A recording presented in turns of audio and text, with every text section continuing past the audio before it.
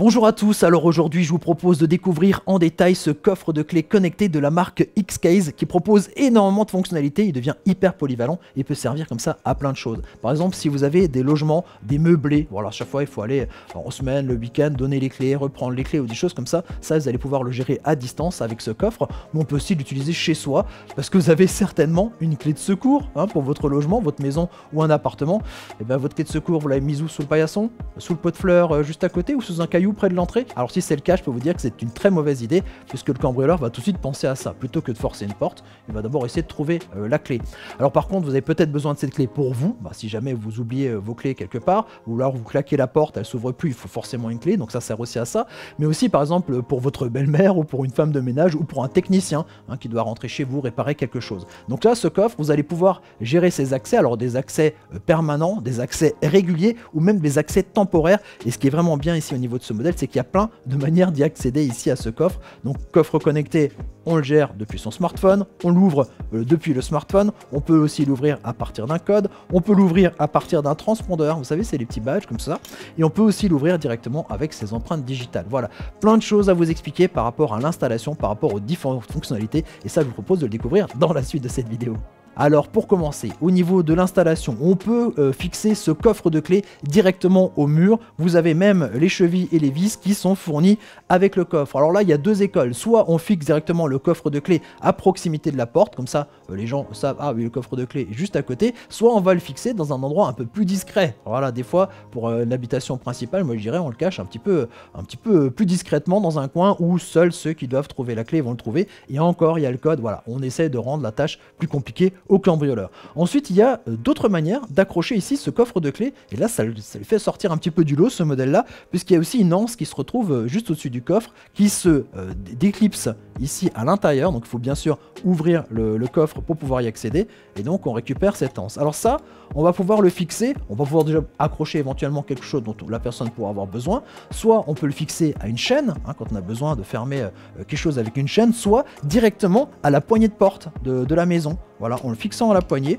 on a là, du coup, le coffre qui protège la clé pour ouvrir ensuite la maison. Donc ça, c'est pas mal du tout. Alors toujours concernant l'installation, ce coffre de clés fonctionne avec de l'électricité. Alors je vous rassure, pas besoin de tirer une ligne électrique particulière pour arriver jusqu'à ce coffre. Ça fonctionne avec des piles. On peut mettre 4 piles AAA, les petites piles d'1,5 V. Et donc l'autonomie est jusqu'à 1 an. Alors ça, c'est quand on l'utilise vraiment très peu. Mais quand on l'utilise beaucoup, forcément, ça va consommer un peu plus. Mais vous allez pouvoir suivre en fait l'autonomie de ces piles directement sur l'application de votre smartphone. On en reparle tout à l'heure de l'application. Alors aussi, petite parenthèse, lors de la première installation, première utilisation, première ouverture du coffre, comment on fait? Et ça permet de répondre aussi à la question de dire comment on fait quand les piles sont vides. Et bien c'est de la même manière, c'est-à-dire que vous avez un cordon ici USB et micro USB de l'autre côté que vous allez brancher ici sur le coffre. Donc pour l'installation, vous pouvez le brancher par exemple à un chargeur de téléphone ou à vos ports USB d'un ordinateur. Maintenant, si c'est une panne de pile et qu'il est déjà fixé au mur, vous allez prendre une batterie externe. Il ne faut pas beaucoup d'alimentation, juste le temps de démarrer comme ça ici le coffre. La première installation, il va vous inviter tout de suite à installer l'application sur le téléphone pour l'associer et après on rentre comme ça dans cette gestion, donc ça c'est facile. Et sinon, quand les piles sont vides, et bien simplement le fait de réalimenter comme ça par l'extérieur le boîtier, vous rentrez vos codes, machin, tous les systèmes pour ouvrir en fait le coffre, et là vous l'ouvrez, vous changez les piles et c'est reparti de nouveau jusqu'à une autonomie d'1 an. Voilà, ça c'est pour l'installation en dur. Je vous propose maintenant de passer à l'application. Alors l'application qu'on vous conseille d'utiliser avec ce coffre connecté est l'application Elysion. L'application Elysion est géniale. C'est une application déjà qui est gratuite, qui existe en version iOS et en version Android. Vous la téléchargez, vous l'installez, vous créez un compte. C'est une application de domotique généraliste, c'est-à-dire que plutôt que d'avoir une application par appareil, c'est une seule et même application qui va gérer comme ça des centaines et des centaines d'appareils. Et ce qui est intéressant, c'est qu'on peut les faire aussi travailler ensemble, créer ce qu'on appelle des scénarios, des automatisations. Donc cette application, vous la téléchargez, vous l'installez et vous créez un compte. Alors si vous avez déjà d'autres applications type Tuya ou Smart Life, c'est tout à fait compatible. Donc vous faites cette installation de l'application directement sur votre smartphone et voilà un petit peu à quoi ça ressemble. Sur la page d'accueil du coffre de clés, j'ai ici ce gros rond vert. j'appuie dessus et c'est le système pour ouvrir le coffre. Voilà, il vient de s'ouvrir. Ça, c'est une des manières pour ouvrir le coffre de clés. Alors ça fonctionne parce que je suis à proximité. Ça fonctionne avec du Bluetooth 5.0 qui consomme très peu. Ça, c'est un de ses avantages, porté jusqu'à 10 mètres. Ça fonctionne à côté. Maintenant, vous allez aussi pouvoir, de la même manière, pouvoir ouvrir ce coffre de l'autre côté de la planète avec ce même bouton. Mais pour ça, il va falloir acheter un appareil en plus qui s'appelle une passerelle Wi-Fi. Donc passerelle Wi-Fi Bluetooth, c'est-à-dire qu'on va utiliser le Wi-Fi de votre box pour aller jusqu'à ce petit boîtier et ce boîtier va retransmettre l'information directement à votre coffre. Là, je vous ai mis l'image au niveau de la vidéo et bien sûr, je vous mets le lien dans la description de la vidéo pour pouvoir avoir cette passerelle si vous voulez contrôler ça à distance. Mais il y a d'autres moyens de pouvoir contrôler en fait ce coffre à distance. Je vous explique ça par la suite. Donc, dans l'application, ce qu'on découvre aussi, c'est qu'il y a la gestion des membres. À partir de là, il y a différents types de membres. Il y a le membre administrateur. Donc ça, c'est vous. Vous avez accès à toutes les fonctionnalités du coffre et la possibilité de créer de nouveaux membres. Ensuite, on le voit quand on rajoute un plus, on peut créer donc un membre de la famille. Donc là, on accède à toutes les fonctionnalités du coffre, mais pas la possibilité de créer de nouveaux membres. Ça, c'est bien, par exemple, pour créer un nouveau code, donner des ouvertures, des choses comme ça. Voilà, vraiment un membre de la famille, donc de confiance.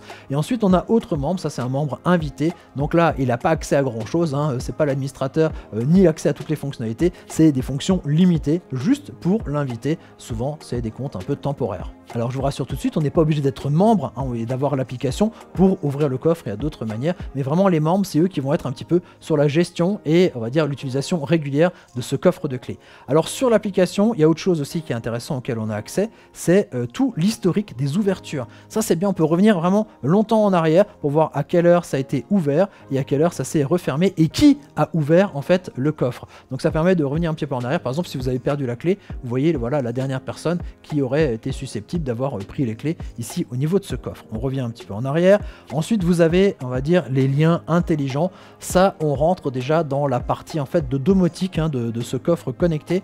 On a la possibilité de créer des automatisations quand quelqu'un rentre de la maison, quelqu'un de la famille en fait rentre, vous avez une notification. Ou alors aussi, ça c'est le truc de base, si quelqu'un fait en fait un mauvais code, là aussi vous avez une notification. Mais on peut aller beaucoup plus loin en créant comme ça des liens intelligents pour dire que voilà, si la personne ouvre le coffre, ça allume la lumière ou des choses comme ça. Ou alors, une fois qu'il a réussi à ouvrir le coffre, ça désactive les caméras ou l'inverse au contraire. Voilà, donc on peut imaginer énormément d'automatisation à partir de là. On revient encore une fois en arrière et on a la partie setting, la partie réglage. Sur cette partie setting qui veut dire réglage, on retrouve toutes les fonctionnalités de ce coffre de clés connecté et autant vous dire qu'il y en a un paquet, vous le voyez. Alors sur cette page de base, on voit en fait qu'on peut faire des vérifications à multifacteurs, on peut régler le temps d'ouverture du coffre, on peut changer la langue, régler les volumes en fait de son parce qu'il y a les petits bip bip, des choses comme ça. On accède donc à toutes les personnes qui ont rentré leur empreinte digitale, on accède tous les codes en fait qu'on a créés, on peut y accéder ici. On peut voir aussi le nombre de transpondeurs et comment ça fonctionne à cette partie-là.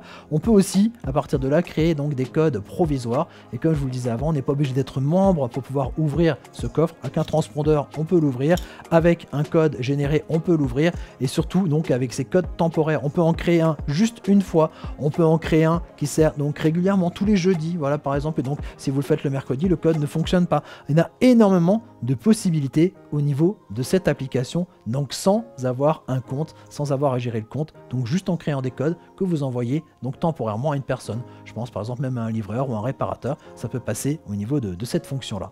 Je vous propose maintenant de revenir en arrière pour revoir un petit peu la gestion des comptes. Donc sur les comptes, à quoi ça ressemble. Donc sur un compte, on va pouvoir donc autoriser ou non des fonctions qui sont disponibles ici sur ce coffre de clés connecté. On peut même leur donner une période de validité si on veut. Ensuite, à chaque compte, on va pouvoir attribuer par exemple un transpondeur ou par exemple une empreinte digitale ou même 2 empreintes digitales si on le souhaite. On peut aussi mettre aussi des mots de passe. Alors ça c'est intéressant quand on a ces comptes puisque du coup, chaque fois qu'une personne va ouvrir ce coffre, ça va être nominatif. On sait qui a ouvert et comme ça on peut suivre un petit peu. Pareil, le transpondeur, si on lui donne un nom, on sait que c'est ce transpondeur-là qui a vraiment ouvert le coffre de clés connecté. Et on retrouve bien sûr toutes ces infos sur la partie ici historique. Voilà, comme ça, vous voyez un petit peu mieux à quoi ressemble la gestion d'un compte et comment donner des autorisations aux personnes. Voilà, je crois qu'on a fait à peu près le tour ici de ce coffre de clés connecté. N'oubliez pas de vous abonner à notre chaîne YouTube, de mettre un petit j'aime. Et moi, je vous dis à très bientôt pour découvrir d'autres objets techno. Allez, ciao, ciao!